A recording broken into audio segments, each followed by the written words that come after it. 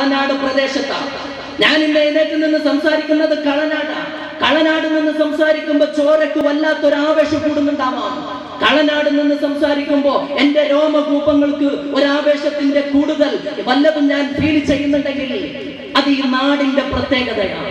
സുന്നത്ത് ജമാഅത്ത് പറയുമ്പോ കേരളക്കരയിൽ മുസ്ലിം സമുദായത്തിന് ആവേശം കൊള്ളാവുന്ന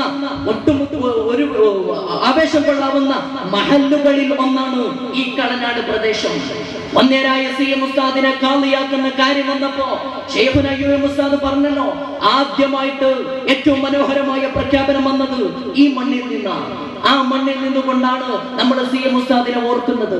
സമസ്ത എന്ന് പറയുമ്പോ വല്ലാത്തൊരാവേശം പണ്ട് കാലം മുതലേ ഈ നാടിനുണ്ട്. അത് ഈ നാടിന്റെ രക്തത്തിൽ അലിഞ്ഞു ചേർന്നതാണ്. സമസ്ത ഈ ശ്വാസം ഒന്ന് നനച്ചാൽ ഞാനും നിങ്ങളും പിന്നെ മയ്യത്താണ്. ഈ മയ്യത്ത് കൊണ്ടുപോയി വെക്കേണ്ടത് ഖബറാണെങ്കിൽ ഖബർ ഒരു കവാടമാണ്, പരലോക ജീവിതത്തിന്റെ അനന്ത സാധ്യതകളിലേക്കുള്ള കവാടം. അറ്റമില്ലാത്ത യഥാർത്ഥ ജീവിതം തുടങ്ങുന്നത് ഖബറിൽ നിന്നാണെങ്കിൽ ആ ആഖിറത്തിലെ വീടുണ്ടല്ലോ, നജഅലുഹാ ലില്ലദീന ലാ യുരീദൂന ഉലുവ്വൻ ഫിൽ അർളി വലാ ഫസാദ. ആ വീട് ആഖിറത്തിലെ വിജയം, സ്വർഗ്ഗലോകം, നമ്മുടെ ലക്ഷ്യസ്ഥാനമായ സ്വർഗ്ഗം, അത് അല്ലാഹു കണക്കാക്കി വെച്ചിട്ടുള്ളത് ലില്ലദീന ലാ യുരീദൂന ഉലുവ്വൻ ഫിൽ അർളി. ഭൂമിയിൽ സമ്പത്തിന്റെ ഗരിമ കൊണ്ട്, ചാനലുകാർക്ക് മുമ്പിലുള്ള പ്രകടനം കൊണ്ട് അള്ളാന്റെ ദീനിനെ വെളുക്കെടുക്കാൻ ശ്രമിക്കുന്ന അഹങ്കാരികൾക്കല്ല, പിന്നെ ആർക്കാ?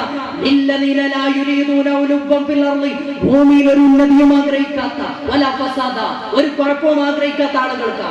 ഭൂമിയിൽ കുഴപ്പമുണ്ടാക്കുന്നവർക്കല്ല ആഖിറത്തിലെ വീട്. എന്നിട്ട് ഖുർആൻ ഒരു താക്കീത് കൂടി നൽകുന്നുണ്ട്. എന്റെ പ്രിയപ്പെട്ട സഹോദര, സമസ്തയുടെ വേദിയിൽ നിന്ന് നിൽക്കുമ്പോ നമ്മൾ ഉൾക്കൊള്ളേണ്ട വല്ലാത്ത താക്കീതിന്റെ സ്വരതാണ്. എന്താ പറഞ്ഞത്? ആഖിബത്തുൽ മുത്തഖീൻ. ആഖിബത്ത് മുത്തഖീങ്ങൾക്ക് ഉണ്ടാവുക. ആഖിബത്ത് നന്നാവുക.